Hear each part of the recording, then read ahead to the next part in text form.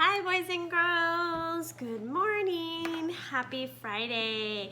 I'm going to read chapter 2 of Charlotte's Web. Are you ready? Awesome. Chapter 2 is called Wilbur. Do you remember who Wilbur is? You're right, he's Fern's new pig. Let's go. Fern loved Wilbur more than anything. She loved to stroke him, to feed him, and to put him to bed. Every morning, as soon as she got up, she warmed his milk, tied his bib on, and held the bottle for him. Every afternoon, when the school bus stopped in front of her house, she jumped out and ran to the kitchen to fix another bottle for him. She fed him again at supper time and again before he went to bed. When Fern was away at school, she was so sad. Wilbur loved his milk, and he was never happier than when Fern was warming up the bottle for him. He would stand and gaze at her with his adoring eyes.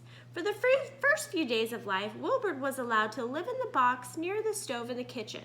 Then, when Mr. Arble complained, he was moved to a big box in the woodshed. After 2 weeks of age, he was moved outdoors. It was apple blossom time, and the days were getting warmer. Mr. Arble fixed a small yard specially for Wilbur under an apple tree and gave him a large wooden box full of straw with the doorway cut so he can go in and out as he pleased. "Won't it be cold at night?"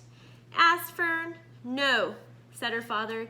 "You watch and see what he does." Carrying a bottle of milk, Fern sat under the apple tree inside the yard. Wilbur ran to her, and she held the bottle for him while he sucked.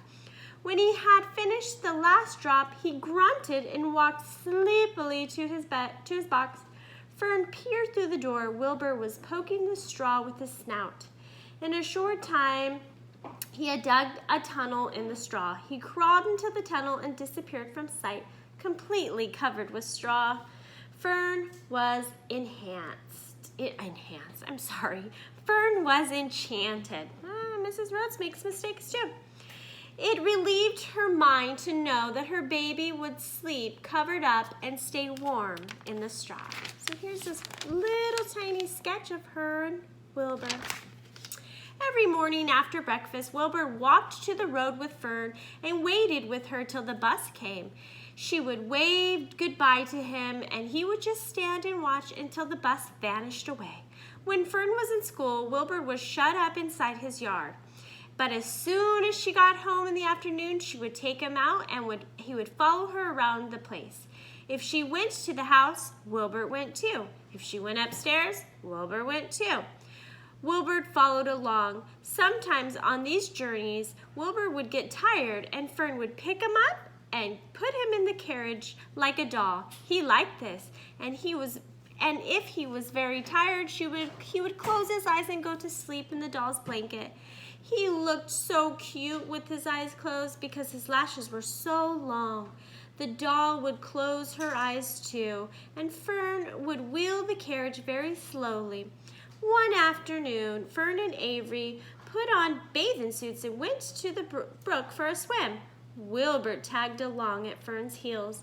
When she waded into the brook, Wilbur waded in with her. He found the water quite cold, too cold for his liking.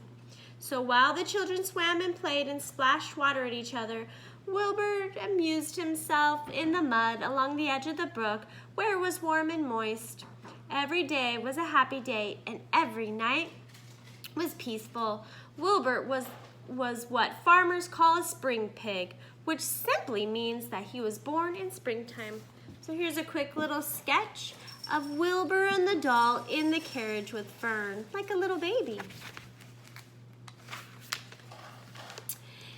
He was 5 weeks old. Mr. Arble said that he was now big enough to sell and would have to be sold. Fern broke down and wept, but her father was firm about it. Wilbur's appetite has increased. He was beginning to eat scraps of food in addition to milk. Mr. Arble was not willing to provide for him any longer. He had already sold Wilbur's 10 brothers and sisters. "He's got to go, Fern," he said. "You have had fun raising a baby pig, but he's not a baby anymore, and he's got to be sold." Call up the Zuckermans, suggested Mrs. Arabelle to Fern. Your Uncle Homer sometimes raises a pig, and if Wilbur goes there to live, you can walk down the road and visit him as often as you like. How much money should I ask for him? Fern wanted to know. Well, said her father, he's a runt. Tell your Uncle Homer you've got a pig you'd sell for $6 and see what he says. It was soon arranged. Fern phoned and got on with her Aunt Edith, and her Aunt Edith hollered for Uncle Homer, and Uncle Homer came from the barn to talk to Fern.